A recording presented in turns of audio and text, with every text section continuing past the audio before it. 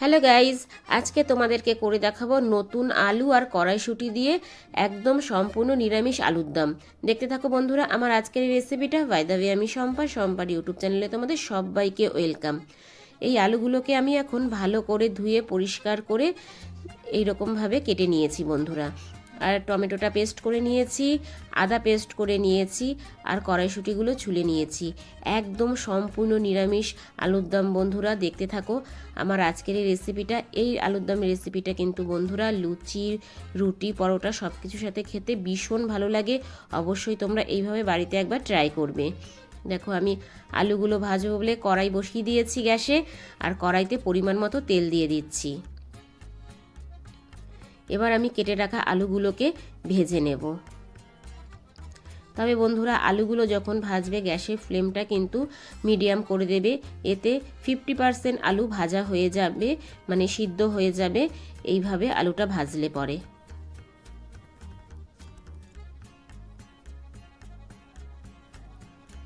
এবার আমি পরিমাণ মতো লবণ দিয়ে দিলাম, 1 চামচ হলুদ। এবার ভালো করে লাল লাল করে আলুগুলোকে ভেজে নেব। আলুটাকে এমনভাবে ভাজতে হবে যেন 50% সিদ্ধ ভাজার সাথেই হয়ে যায়। দেখো বন্ধুরা আলুটা ভাজা হয়ে গেছে। এবার আমি আলুটা তুলে নেব।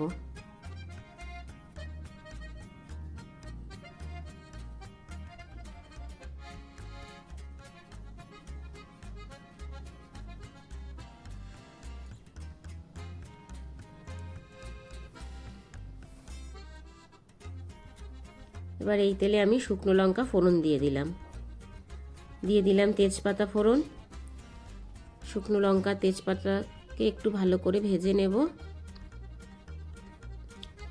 এবার আমি দিয়ে দিলাম গোটা গরম মশলা, তার মধ্যে রয়েছে এলাচ, দারচিনি আর লবঙ্গ।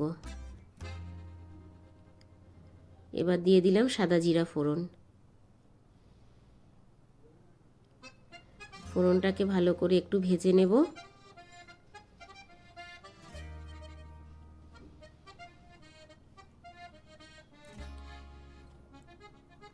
এবার দিয়ে দিচ্ছি আদা বাটা।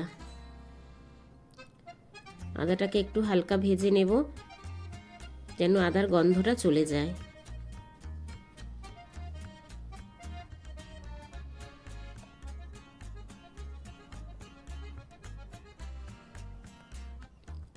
এবার দিয়ে দিচ্ছি পেস্ট করে রাখা টমেটো। টমেটোটাকেও ভালো করে একটু ভেজে নেব যেন টমেটোর কাঁচা গন্ধটা চলে যায়।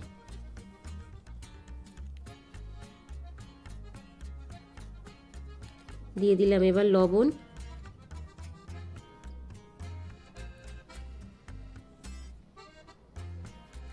দিয়ে দিলাম 1 চামচ হলুদ গুঁড়ো।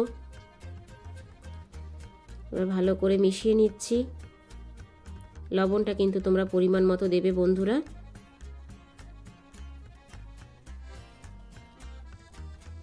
এবার দিয়ে দিলাম 1 চামচ লঙ্কার গুঁড়ো।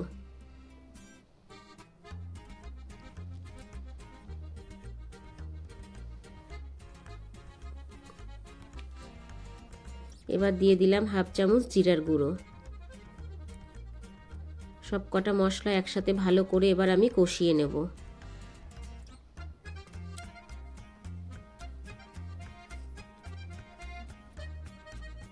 দিয়ে দিচ্ছি সামান্য একটু জল।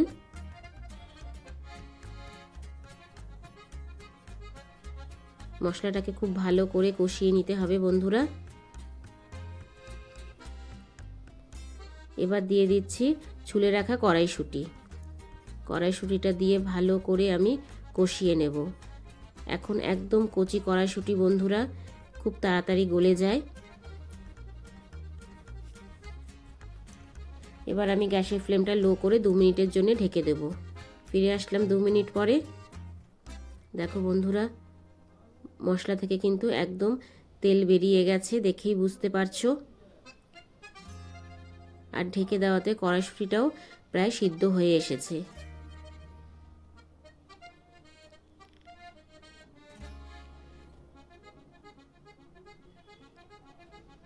এবার আমি ভেজে রাখা আলুগুলো দিয়ে দিচ্ছি।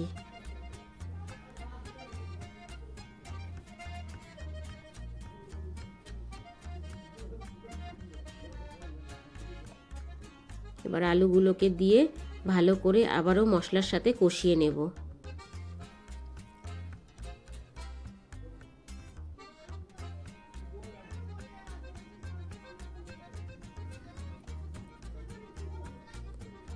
এইভাবে কষিয়ে নেব বন্ধুরা, একটু সময় নিয়ে করবে, এতে আলুর দম খেতে কিন্তু অনেক বেশি টেস্ট হয় বন্ধুরা।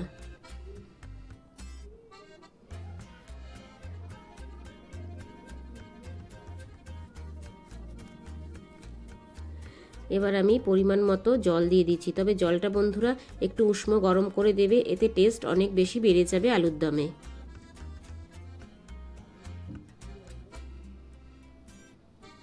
আলুটা এখনো একটু সিদ্ধ হতে বাকি আছে। আমি আবার একটু ফুটতে দেব, তারপর আবারও গ্যাসের ফ্লেমটা লো করে আমি 5 মিনিটের জন্য ঢেকে দেব বন্ধুরা। এই যে ঢেকে দিলাম, ফিরে আসছি 5 মিনিট পর।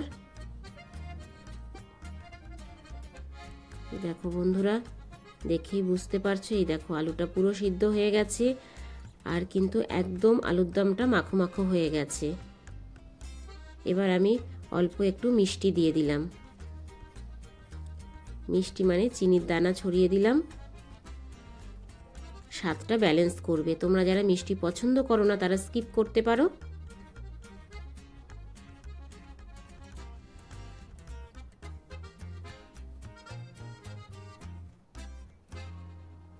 এবার আমি ওপর থেকে গরম মশলা ছড়িয়ে দিলাম।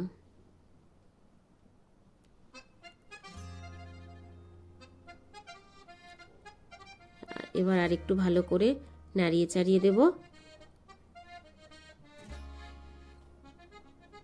এবার তোমাদেরকে প্লেটে বেড়ে দেখাচ্ছি বন্ধুরা।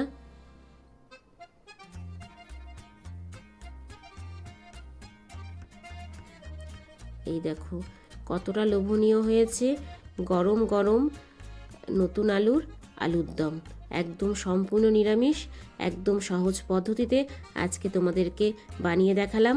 কেমন হয়েছে আমার আজকের এই রেসিপিটা ছোট্ট একটা কমেন্টস করে জানিও, কারণ তোমাদের ছোট্ট ছোট্ট কমেন্টস আমাকে ভিডিও করতে অনেক বেশি উৎসাহ দেয় বন্ধুরা।